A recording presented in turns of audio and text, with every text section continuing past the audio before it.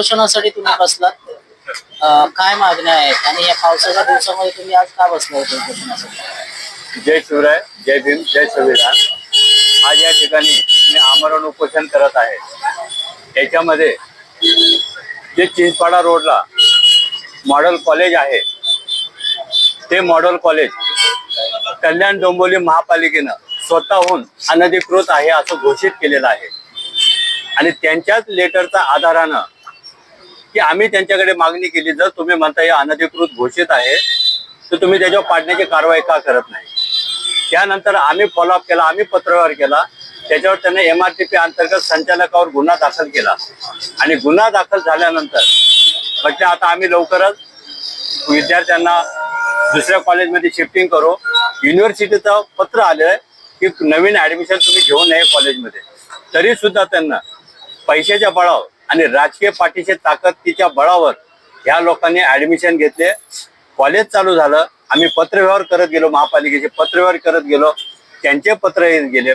आम्ही कारवाई करतो असं म्हणत आम्ही एक विश्वास ठेवला की आयुक्त आहेत, प्रशासकीय अधिकारी आहेत, खोटं बोलू शकत नाहीत.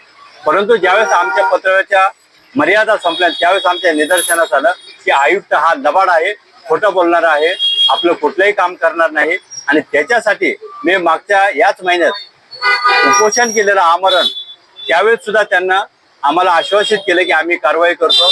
परंतु कुठलीही कारवाई न झाल्यामुळं आज या ठिकाणी मला आमरण उपोषणाचा निर्णय घ्यावा लागला. त्याच्यानंतर जे कल्याण पूर्वमध्ये डवाड या ठिकाणी डॉक्टर बाबासाहेब आंबेडकर यांचं स्मारक झालेलं आहे. या स्मारकामध्ये श्रीकांत शिंदे खासदार यांना स्वतःहून जाहीर उद्घाटनच्या कार्यक्रमामध्ये एक जबाबदार प्रशासकीय पदावरच्या व्यक्तीने 21 करोड रुपये खर्च करून स्मारक केलं असं सांगितलं.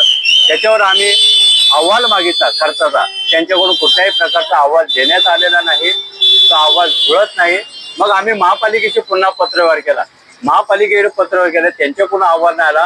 त्याच्यानंतर आम्ही RTI अंतर्गत पूर्ण पेपर काढले आणि त्या पेपरमध्ये सरकारी महानगरपालिकेचा आकडा 16 करोड 85 लाख रुपये खर्च झाले.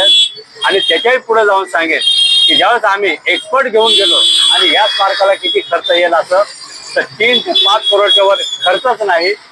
तरी सुद्धा आम्ही घोटाळा झालं बोललो नाही. आम्ही हिशोब मागितला महापालिकेला, त्यांच्याकडून सुद्धा हिशोब लागला नाही, हिशोब मिळाला नाही. याचाच अर्थ या स्मारकामध्ये महाघोटाळा झाला हे आमचं ठाम मत आहे. आणि त्या हिशोब न दिल्यामुळं आज या ठिकाणी आम्ही पुन्हा दुसऱ्यांदा आमरण उपोषण करत आहे. आणि अशा अनेक विषय आहेत, त्या विषयांना प्रामुख्याने घेऊन आम्ही या ठिकाणी बसलो. आणि या महापालिकेकडे माझे अनेक विषय प्रलंबित आहेत, त्यांच्याकडून एकही विषय सुटलेला नाही. आयुक्त बेजबाबदार, कुठल्याही प्रतीचा दर्जा नसलेला आयुक्त या महापालिकेला दिलेला आहे. आणि या महापालिकेमध्ये कल्याण डोंबिवली हद्दीमध्ये जे आज जी ऐतिहासिक नगरी बोलली जाते, त्या ऐतिहासिक नगरीला आंदोलन नगरी करण्याचं महापाप या ठिकाणचे लोकसभेचे खासदार श्रीकांत शिंदे आणि आयुक्त अभिनव गोयल यांना केलेला आहे. आणि यांना ज्या चुका केल्या त्या सरळ केल्याशिवाय आम्ही राहणार नाही. या उपोषणाच्या माध्यमातून आम्ही हा इशारा देतो. वेलफेअरचं हे जे मॉडेल कॉलेज आहे हे केव्हा चालू झालंय? हे जुनं कॉलेज आहे. जुनं कॉलेज आहे. हो. आणि त्याच्यावर अनेक लोकांनी तक्रारी केलेल्या आहेत. परंतु त्या तक्रारीपर्यंत काही लोक अडचणीमुळे पोहोचू शकले नसतील, काही तांत्रिक अडचणीमुळे त्यांना जाता आलं नसेल. परंतु ज्यावेळेस माझ्या निदर्शनास आलं, ज्यावेळेस मला कळालं आणि मी त्या शेवटच्या टोकापर्यंत गेलो, त्यावेळेस पूर्ण सत्यता इतकी बाहेर आली की तुम्हाला आता सांगण्याचा विषय नव्हता तरी सुद्धा सांगतो की मॉडेल कॉलेजमध्ये कदाचित लोकांना माहीत नाही, आरोग्य सेवा आणि शिक्षण सेवा यामध्ये हजारो करोडचा भ्रष्टाचार होतोय. कदाचित तुमच्या आमच्या माहितीसाठी मॉडेल कॉलेज हे छोटंच असेल, तुम्ही अजून त्याच्या खोलात गेलात, धर्मदाय आयुक्ताकडे गेलात तर त्या ठिकाणी 8 करोडचा घोटाळा झालेला आहे, हे निदर्शन असेल. आपण जे मॉडेल कॉलेज पाडण्याच्यासाठी बसलेले आहे, तर तिकडे जे मुलं शिकतात त्यांच्या भविष्याचं काय? बरोबर आहे, मुलांचं शिक्षण झालं पाहिजे या मताचे मी ठाम आहे. संविधान सुद्धा ठाम आहे, प्रत्येकाला शिक्षण भेटलं पाहिजे. परंतु मुलांच्या शिक्षणाच्या नावाखाली तुम्ही चुकीच्या इमारती उभी करून त्यातून तुम्ही तिथं गरीब मुलांना शिकवत आहे, तिथून तुम्ही हजारो करोडो रुपयाचा निधी घेताय. आणि तो घेत असताना मुलांचं नुकसान होऊ नये, त्यांना सरकारनं ऍडमिशन घेऊ नये आदेश दिलेले आहेत युनिव्हर्सिटीनं, ते ह्या लोकांनी धाब्यावर बसवले आणि तुम्हाला त्यासाठी वेळ दिली होती की 1 वर्षामध्ये हे सगळं स्थलांतरित करा आणि ती इमारत पाडायची.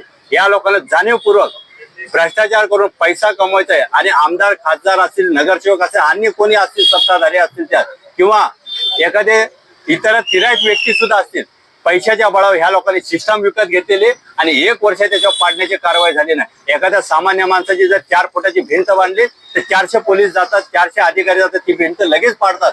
याच्यावर का कारवाई होत नाही? याचा अर्थ ह्याच्यामध्ये आर्थिक मोठा घोटाळा आहे आणि न कारवाई होण्यासाठी तेच कारण आहे. आम्ही विद्यार्थ्यांच्या शिक्षणाच्या आड कुठेही येणार नाही.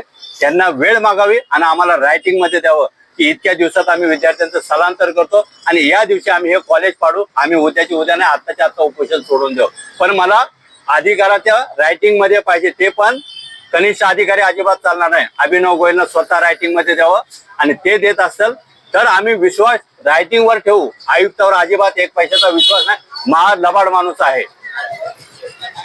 आपण दिलेला आहे नदी पात्रात काही LNT कंपनीच्या बाबतीत, हो. तर तो विषय तर तहसीलदारांचा आहे. बरोबर आहे, त्याच्या बाबतीत आपण तहसीलदारांबरोबर काही पत्रव्यवहार केले का? बरोबर आहे. तुम्हाला प्रेम ऑटो पासून ते विठ्ठलवाडी स्टेशन स्मशानभूमी आणि त्याच्या बाजूला एक काम चालू आहे, त्याच्यावर मी 250 दिवस धरणे आंदोलन केलेलं आहे. जे TNT कंपनी आहे, कदाचित तुम्हाला माहित असेल सुद्धा, पण तरी मी सांगतो, ही TNT कंपनीचा मालक श्रीकांत शिंदे खासदार यांचा सक्का मेहुणा आहे आणि त्या काम त्यांच्या फायद्यासाठी व्हावं, त्यांच्या जावयाचं काम त्यात जास्त मोठा आर्थिक लाभ व्हावा त्या उद्देशाने त्यांना दिलेलं आहे. आणि ते नदी पात्रातून जे काम घेतलेलं आहे ते काम त्यांना तहसीलदाराच्या परवानगी घेऊन करायला पाहिजे होतं, हे बरोबर आहे. परंतु महानगरपालिकेने त्या ठिकाणी काम जर CRZचं उल्लंघन करून करत असतात तर बेकायदेशीर काम महानगरपालिकाच करते. आणि म्हणून पहिला प्रश्न आमचा महानगरपालिकेला आहे की तुम्ही जे काम करताय ते कायदेशीर आहे का, ते तुम्ही आम्हाला सांगा. RTI मी टाकलेला आहे, त्या ठिकाणी ते RTIचे पेपर विश्वास अधिकारी यांच्याकडे आहेत. आतापर्यंत ते पेपर आलेले नाहीत. RTIला सुद्धा हे लोक जुमानत नाहीत, कायद्याला जुमानत नाहीत. हे सगळे हरामखोर लोक आहेत आणि यांच्यावर कायदेशीर कारवाई करावीच लागेल. परंतु कायदेशीर कारवाई करण्यासाठी ज्या ज्या गोष्टी लागतात आम्ही केलेल्या आहेत, पत्रव्यवहार केलेला आणि शेवटी आम्हाला संविधानाने दिलेला आमरण उपोषणचा हा संविधानिक माझा अधिकार आहे. त्या अधिकारात मी या ठिकाणी आंदोलन करत आहे. ते सगळी कामं जे चालू आहेत हे पूर्णपणे CRZचं उल्लंघन करून चाललेलं आहे. आणि पत्रकारांना विनंती आहे की तुम्ही सुद्धा हा त्यांना प्रश्न विचारा की तुम्ही जर एवढं मोठं 750 करोडचं काम करताय तर पेपरवर कंप्लीट झालेलं आहे का? आज ते काम बंद झालेलं आहे.